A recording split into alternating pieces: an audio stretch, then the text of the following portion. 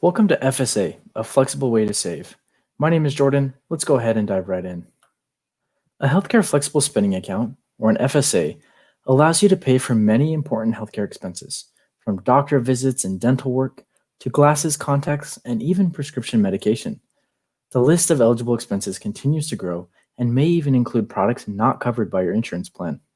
In fact, new legislation in March 2020 made FSA funds eligible to pay for over the counter medications like pain relievers and cold medicines without needing a prescription, as well as feminine hygiene products. Today, we're talking specifically about a healthcare flexible spending account, but we'll also briefly talk about how this type of healthcare account works with the other type of healthcare accounts out there. An FSA is great, and one of the main benefits of using a flexible spending account is the tax savings. Funds contributed to your account are deducted from your earnings pre-tax, lowering your taxable income, so you aren't paying federal income tax on your FSA contributions. An additional and great benefit that an FSA provides is that the full year election amount of FSA funds are actually available for healthcare expenses starting on day one of your plan year. This means that you can feel secure knowing that you have enough money in your pocket to pay for those eligible expenses. Now, are you wondering, is an FSA good for me? Is an FSA the right healthcare account for you? Well, don't worry, you're in great company. In fact, there are over 30 million Americans using a flexible spending account today. And just like other types of healthcare accounts, an FSA does have contribution limits. So the maximum contribution limit for the FSA in 2021 is actually $2,750. That's a savings of over $800. Do keep in mind that if you do have a spouse that is contributing to a health savings account, you will not be eligible to contribute to an FSA. Setting up a flexible spending account is simple and easy to do.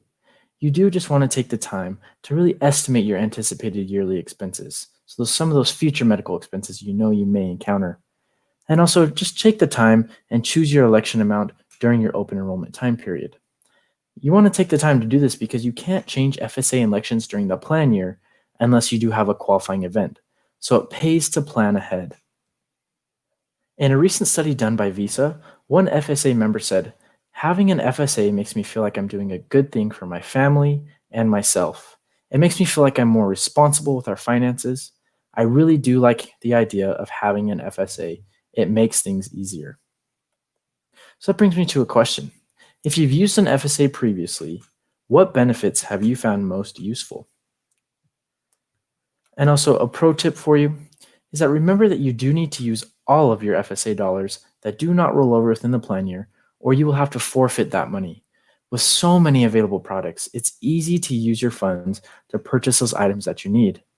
You will want to make sure to check for specific dates your reimbursements and documentation are due, just to make sure you are using your funds properly. Some FSA plans may come with what's called a carryover. While most FSA funds do not roll over from year to year, the IRS issued a ruling permitting employees to roll over up to $550 in unused funds from one plan year to the following plan year. Plans do vary by employer, so just remember to check your company's benefits to see if you can carry over your FSA funds.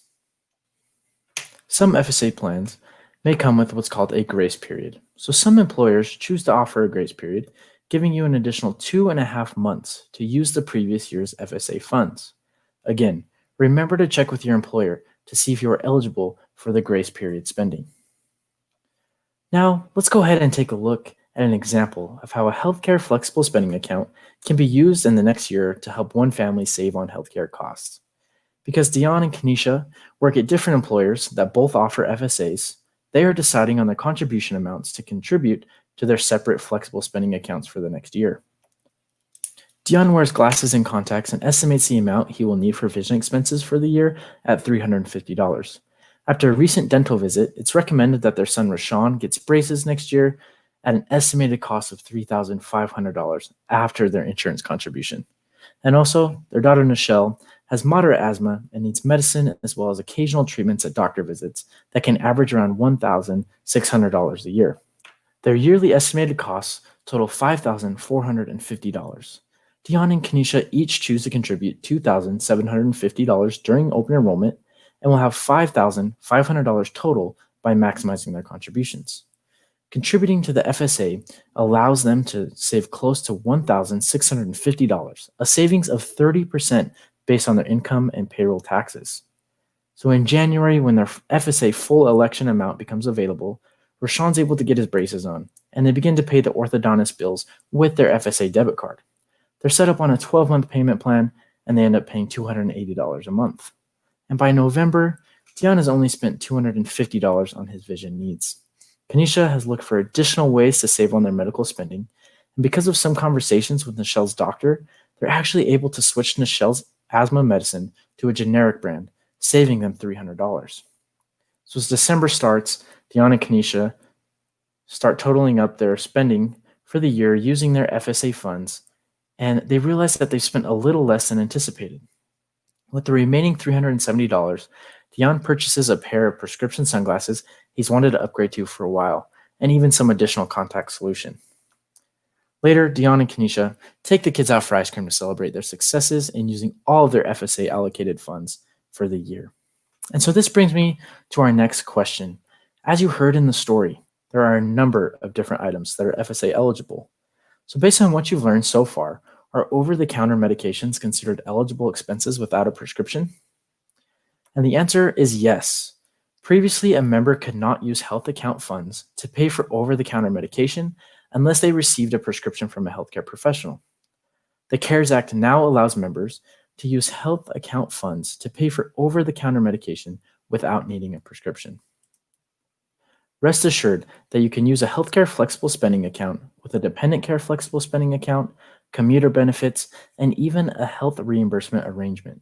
So check with your employer to see if any of these other types of tax savings accounts are offered that you can add along with a healthcare flexible spending account. Having these types of accounts just allow you to feel prepared and secure in order to handle any medical or care needs. And what's great is that you're saving money by doing so. Just remember that a healthcare flexible spending account cannot be used if your spouse is already contributing to a health savings account. Only a limited purpose FSA is eligible to be paired with an HSA qualified plan. So if you have yearly medical expenses that you're typically paying for out of pocket, an FSA might be the right enrollment choice for you. Decide on how much pre-tax money you'd like to have available at the beginning of the plan year and go ahead and start contributing.